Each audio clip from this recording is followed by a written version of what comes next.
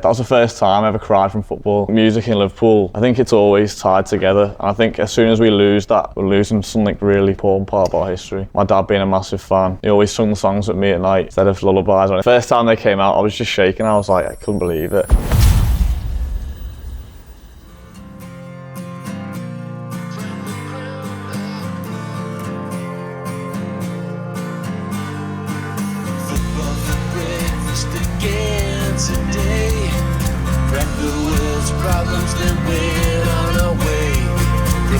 Welcome to Football for Breakfast, brought to you by OSS Security.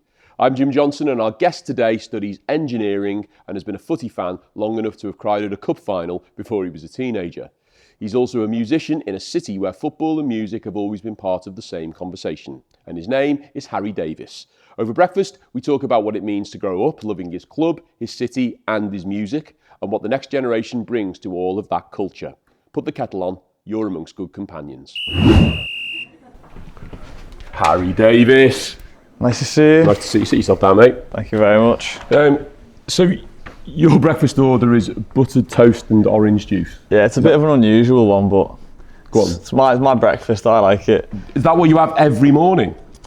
Yeah, well, it's good on the stomach. It doesn't, not too much, leaves a bit of room for lunch, you know. I'm amazed you're 6'2" on a breakfast like that every morning. Yeah. Honestly, no, okay, right. Fair enough. So, Roy of the Rovers, 26th of April 1980. In Roy's Quiz League, there is a question, Harry. Right.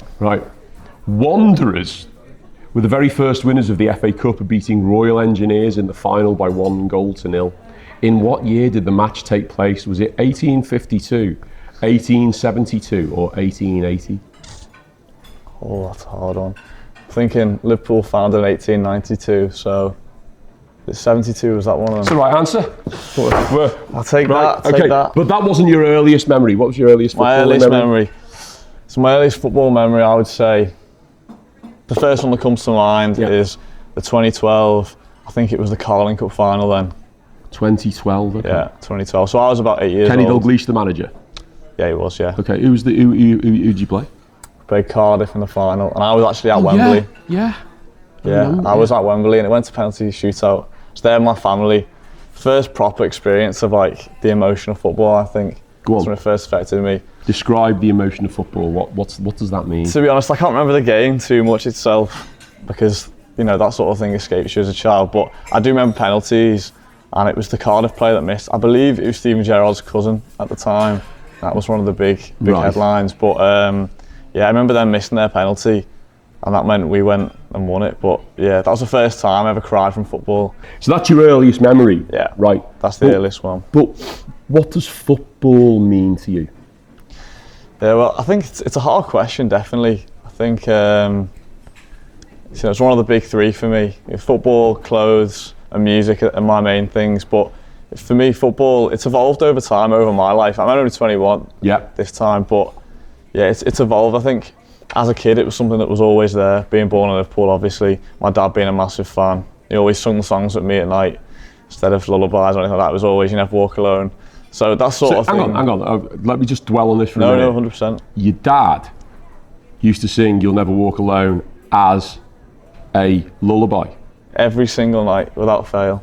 I'm going to come back to the lullaby thing in a minute, actually, yeah, because one of the things that I think is really interesting, particularly for Liverpool fans, is their relationship with that song. Yeah. Right. And obviously Liverpool is a music city. Yeah. And so, you know, they are your club. I want to talk a little bit about the culture of Liverpool and its place as a music city. Yeah. Because you're a budding musician. Yeah, 100%.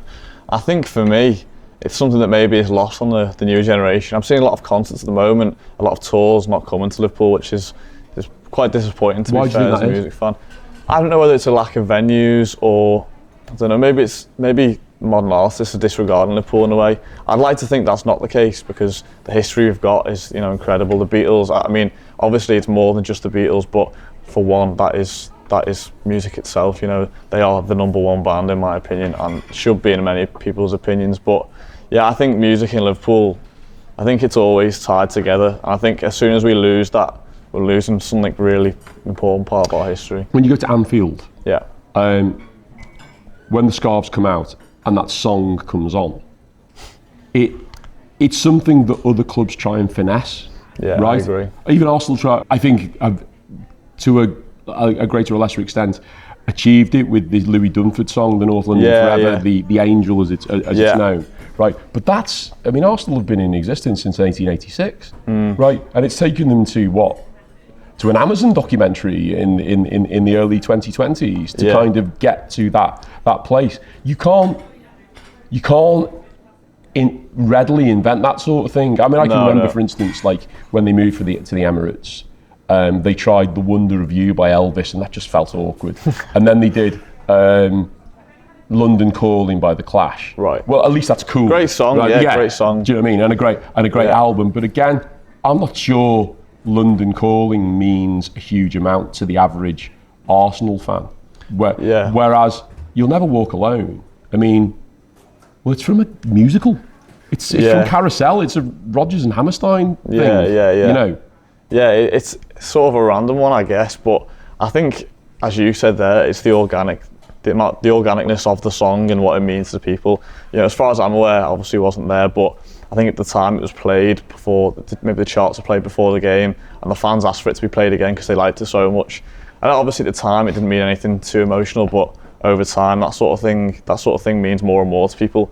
You know, for me, it's honestly, that song couldn't mean much more. Like, for me, the hard times, you know, the good times, any of it all ties into that song, to be fair. And it's not, you know, I don't think it's the best musical song in the world. It's not something I'd listen to all the time, but when I do listen to it, you know, it means, so much, I'd say. Have you ever heard any other versions of that song where you thought, wow?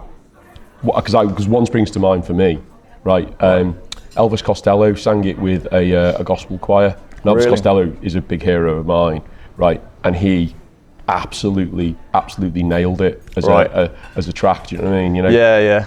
I'd say I do love like the covers of it, and I hear them, and I think, wow, you know, I've seen it walk over, but it never feels like the original Gerry and the Pacemakers.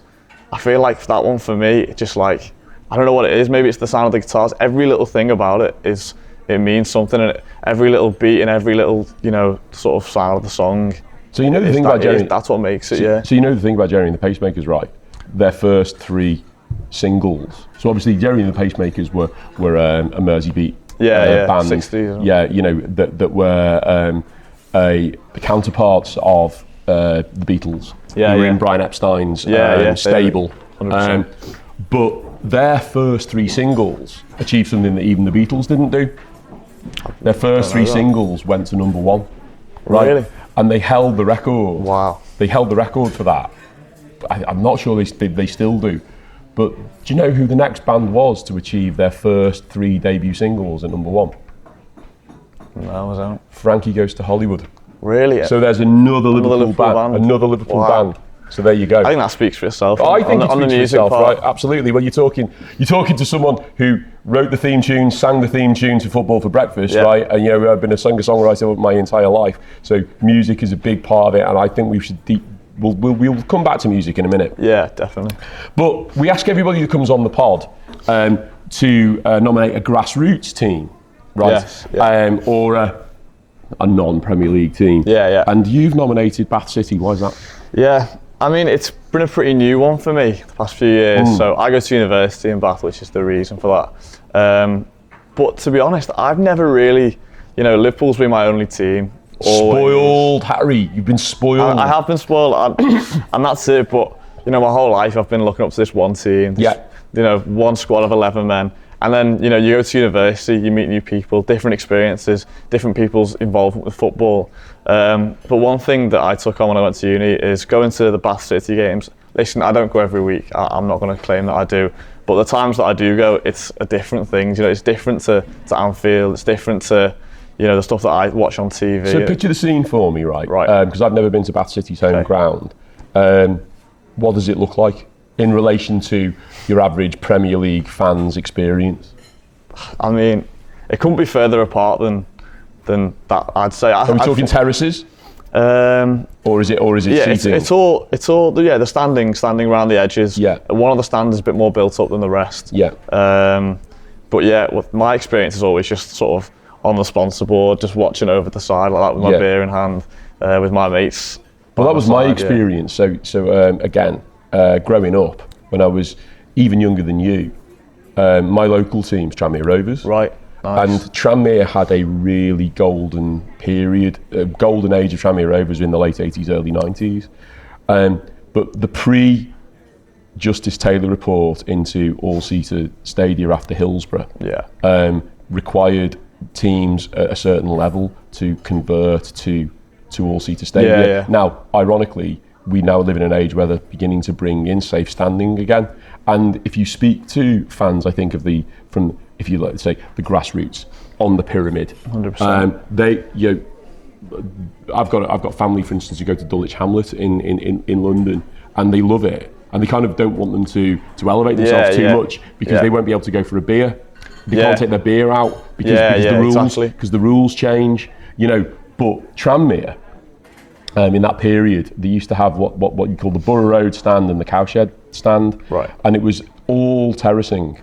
So when they were attacking the Bebbington Cop, which in those days was an open air behind the goal terrace, right? Everybody used to congregate up one end, and then in the second half, everybody used to go round behind the goal in the cowsheds. And again, you tell people that today, and they don't realise it. No, 100%. I think you don't get that experience until you're at a small club. Not to say Tranmere is a small club, but relatively to a Premier League team. Well, you're a Liverpool fan, right? Yeah. I mean, Liverpool, in my opinion, in spite of my allegiance to the red of North London, actually, I think they're the biggest footballing brand in England. I mean, that's going to annoy a lot of Man United fans. But they can be annoyed, but I think the 6 stars speak for themselves. Yeah. Now, just one last thing on Bath City though, you go with your mates. And they're not. So they're not Liverpool fans. That's where we can unite in a way and support one team. We've had the World Cup during uni as well. That's a separate thing. But for me, I feel like that Bath City game, that's the one time we can all cheer for the same team. And obviously meeting them, being sort of a young man, 18, the years we spent together, those are the times that we can really get behind. But they'll be your memories. Yeah, 100%. And you feel that Bath City will almost crystallise a university memories for you a little bit? Yeah, I mean, let's say 20 years time, maybe I've got kids and I take them back down to where I went to uni and whatnot. We always talk about this. It's, stadiums like the Bath City, Twerton Park is what it's called. Maybe I'll go back there and think, right, that's where I stood, and watch them. Who knows where they'll be at that time, but that ground should always be there, and hopefully I can go back in the future and reminisce on those sort of memories, What a perfect place to call half time on this conversation. Great. So we'll be back in a minute, Harry, where we'll talk a little bit more about your future and what you hope to do with your life. This show exists because people believed in what it could be before it was anything. J.B. Priestley wrote about football turning strangers into companions, a community built in 90 minutes. And that's the whole idea behind what we're doing here. And OSS Security got that straight away. Not just the podcast, but the point of it, the belonging, the conversations, the thing that football does to people when it's at its best. They came on board as believers in the show, in the vision, in what this community can become. They say, got you covered. And that's exactly how it feels. For the show, and for everyone who's part of it. So, whatever you need, whether that's for your business or for your home, simply knowing someone's looking out for you, well, they've got you covered. We're proud to have them with us on this journey, and you can find a link to them in the show notes to find out more. So Harry, in the second half of the conversation, we like to talk about your story. Obviously you're a young man, you're about to graduate from university, you've been in Bath. Talk to me about your course. What is it you were doing? I do mechanical engineering, Okay. So sort of one of those things you choose at 18, I feel like, and then that's your thing for the next few years. But it's taken a bit of time to get into it, but I really enjoy it now, And you did an internship as part of that, is that right? That's a little sandwich year last year, that was. So what did that involve? So that involved sort of construction engineering. I worked for a little consultancy firm in Liverpool, actually, living from home. So it's all to do with MEP, piping, drainage, stuff like that, CAD, all that sort of stuff. Right. Yeah. And do you feel that engineering is a pathway you want to take, or have you got some other thoughts about what you might want to do with you? I think it's one of those things that it's got like a lot of opportunities coming from it. Like, engineering is one thing, cars, people might think originally planes, but then you've got the software side of things. I've always enjoyed coding, programming, stuff like that. But there's not a lot of creative interest that I've got as well. I think music's a massive one. Whether that'll stay a hobby the rest of my life, I don't know. Maybe I'll pursue that a bit further. But yeah, I'm open to a lot of things really. I've not really got. Are you in a band? No, not at the moment. No. Right. Looking for a few people out there. So you write and play? Yeah, write and play. Yeah. Right. Okay. Who's your favourite band? Oasis. Okay. Yeah. That's interesting. Yeah, maybe for a Liverpool fan, but yeah, they're the one. Yeah, I did this summer twice. So you went on the big reunion. Yeah. What did that feel like? It's hard to put into words, to be fair. I think the first time they came out, I was just shaking. I was like, I couldn't believe it. Yeah. I got into them obviously before reunion talks have been coming out. I thought it was something that would never happen. Yeah. As both brothers have said in the past, but yeah, no, unreal. I mean, do you find that because I wrote about this in my Substack blog about at the time when Oasis, because I've seen Oasis 3 times. Wow. I saw them on the stands of the Shoulders of Giants, standing on the Shoulders of Giants tour at the Reading Festival where they headlined. Amazing lineup. I think Foo Fighters played, but we were lower down on the bill. But it was Primal Scream and Oasis. Can you imagine that back to back? Unreal. Absolutely incredible. You will not get that. And it days. was biblical, right? Yeah. It was the first tour with Gem Archer on guitar, and Andy Bell on bass, and I think Alan White was still the drummer at the time. Yeah. But I did then see them on the final tour, and I was really, really disappointed. You could almost feel the tension. Yeah. And so I wasn't as bought in or as invested as say a lot of people my age were about seeing them, because I didn't realise how many of my friends, for instance, hadn't seen them, and so they pushed the boat out, and everybody came back with exactly the same story. Yeah, I think it's different for me because obviously I wasn't really there when they broke up. Well, I was 4 or 5 at the time, Yeah. so it doesn't mean that sort of period of time isn't really sticking out to me. When I think of Oasis, I think of Nebworth and them at their peak, which I think a lot of young people have that same experience. So for me, coming into it, obviously I wasn't expecting too much. I did see Liam on a tour the year before, so I knew his voice is only getting better. He sounds amazing. Yeah. I mean, I think I wonder whether or not Liam Gallagher is the last of the last great frontman. Speaking from frontmen, everywhere, like you look at him and he comes on stage. Apart from the fact that he's so charismatic, he dresses great. Yeah, he's a very 100%. Good-looking man. Which is kind of 101 if you want to be you want to be a frontman. Yeah. But he just stands there. Yeah. I mean, I'm fortunate. You mentioned Nebworth. I'm fortunate enough to say that I've saw Freddie Mercury, right, with Queen, last gig that Freddie ever played, right. But Freddie knew how to work a crowd. 100%. Right. Liam just stands there, and I think to myself, you've got to have some charisma to do that. Do you know what I mean? Yeah, I think personally that's one of the appeals to me. Is seeing the music sort of speaks for itself in a way. All the performance. I look at people like Michael Jackson, unbelievable. I admire his ability to control a crowd, to perform like no other. Do you know what I mean? But with Liam, it's not. He doesn't need any of that, in a way. That's not to say he's less or more than Michael Jackson, perhaps, but just the fact that that's how he controls the crowd and that's his way of doing it. I think it just spoke to me in a way. I'm really interested though, as an old man talking to an old man who's still in. Not that old. Well, no, but I'm old enough to be your dad, right? Yeah. And I think there's something really interesting about the way, particularly with a band like Oasis and the Beatles, again, because I know you're a big Beatles fan, 100%. As am I, right? And the Beatles broke up before I was born, so that in itself is quite a cultural phenomenon that they've got that kind of longevity. And even Queen, you talk about Queen, right? Oh yeah. Queen have managed to, as a brand, have reinvented themselves for future generations. Yeah. But I think there's something really worrying about Oasis's reunion. And I mentioned this in this blog I wrote, in the sense that I'm not sure that can happen again, because you mentioned Nebworth 96. Right. That was Zeitgeist 101 for what was happening at the time, Britpop. If you think about the other bands that were on that day, I think Ocean Colour Scene were on the bill, I think Kula Shaker were on the bill, maybe even the Manic Street Preachers, I don't know, but they were. Yeah. But they were all the hot bands of the time, right? Cool. I'm not sure the way culture works anymore, and the fact that we were talking off camera about like how hard it is to tour because it's the only way you can make any money as a band anymore. Yeah.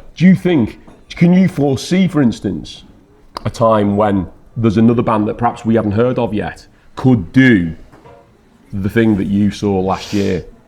Yeah, I want to say yes. I'm an optimistic person by nature, I'd say. So I'm going to say yeah. Okay. I think, my dad said to me sometimes he thinks it's all been done. Music's been completed in a way. But no, what does it take then, Harry? If it's all been done, what will it take?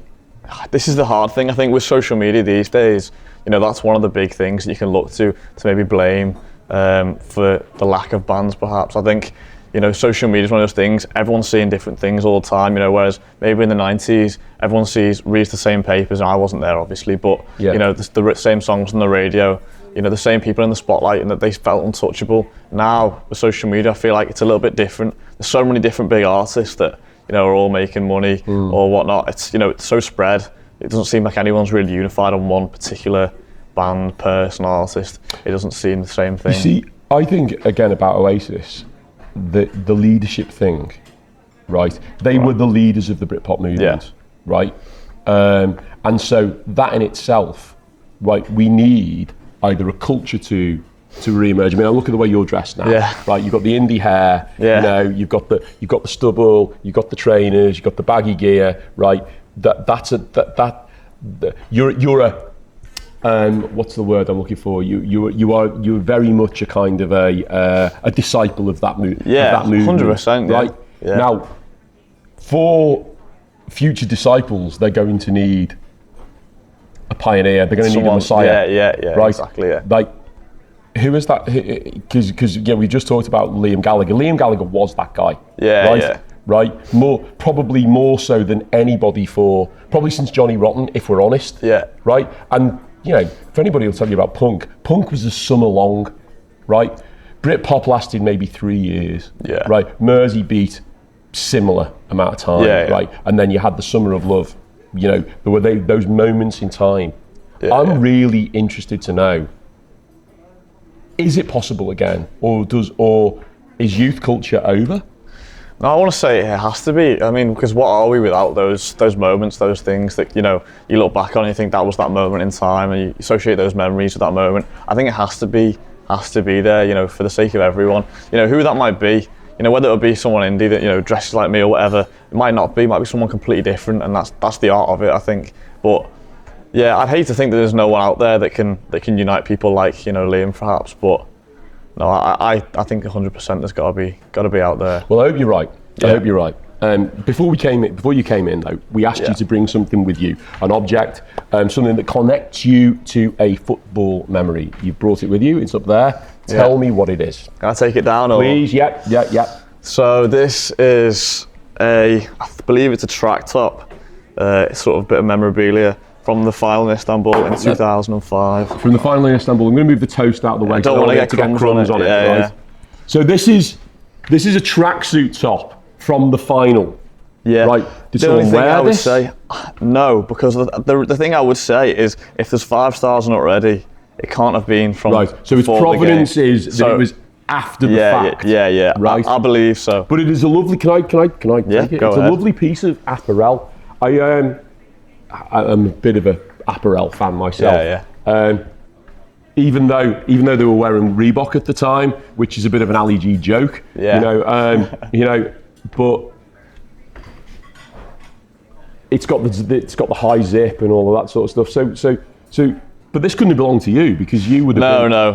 What year were you born? 2004. 2004. So you were 1. Yeah, just after my first. Okay, birthday, so why is this so special? I think for me, this was my dad's originally. Right. I don't know the story behind it. I just found it in a wardrobe one day and maybe claimed it. Right. Do you wear it? Yeah. So do you wear it for games? Yeah. So this is where the next bit comes in. I think that's the top I've been wearing to the finals, the best games I've been to over the last few years. Yeah. Really? The Premier League game we won against Tottenham at home, I was wearing that. So you were wearing that. And the Carabao Cup as well. The year before, I was wearing that as well. The Chelsea game. Yeah, the Chelsea game. Yeah. Right. Yeah. Where the kids won it for you. Yeah. Right. So it's got to look, I mean, don't be wrong, I'm sure we've lost the game with me wearing it as well, but either way, I think it just sums up my connection to football in a massive way. You know, you sort of inherit it from your father, don't you? And this is something that I've sort of material that I've actually inherited as well. Everybody's got an Istanbul story. Yeah. Like that night, I mean, because I'm married into a purple family, right? In the sense of half my wife's family are Blues, half my wife's family are Reds. But weirdly, because my father-in-law, who's a devout Blue, he just loves Liverpool, the city, and its culture. Right? Yeah, he would cheer Liverpool on if they were playing.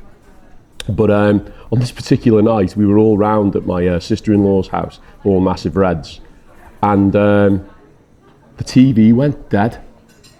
Right? This is watching the Istanbul game? Yeah, the TV went dead. So they all ran upstairs to watch the TV on a little portable, right? And they said, well, you're not invested, fix the TV, right? So while I'm fixing the TV, right, these goals start going in and I'm like, what am I missing? Oh my God. You know, because I'm still a football fan, right? Yeah. You know, but you're behind the TV.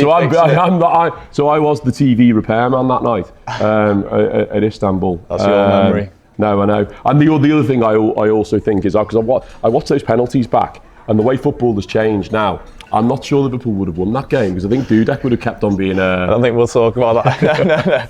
No, but yeah, 100%. Right, the final bit, we're now into extra time, right, and this is the penalty shootout, right? Okay, so these are quick fire questions, so you get 5 penalties, right? I get to decide whether they go in or not, on how you answer and how quickly you answer. Okay, you ready? Okay, so first penalty, home or away? Home. Say home. Watching or playing?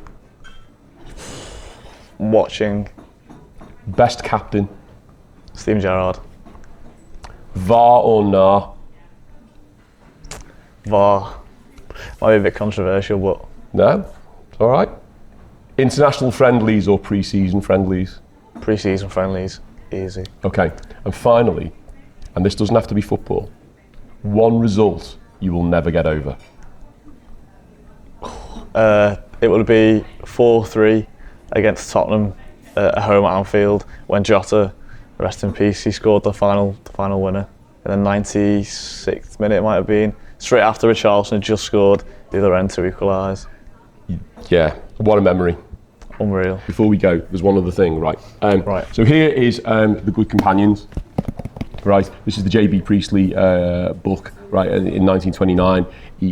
He talked about the culture of football in this book, and it's kind of what embeds the ethos of and the values of our podcast, right? Anybody who comes on becomes a good companion. So you brought in the Istanbul thing for us, your object, but we don't leave anybody going home empty-handed. So there is something for you. So if you'd like to just pick that up, this trophy here, and read what it says on there. Wow. Football for breakfast, good companion, 25-26. Harry Davies, thank you very much for being a good companion. Thank you very much. It's been great. Harry Davies, proof that the next generation of football fans feel it just as deeply. The game is in safe hands. Football for Breakfast, a production by The Good Companions, brought to you by OSS Security. They've got you covered at osssecurity.com.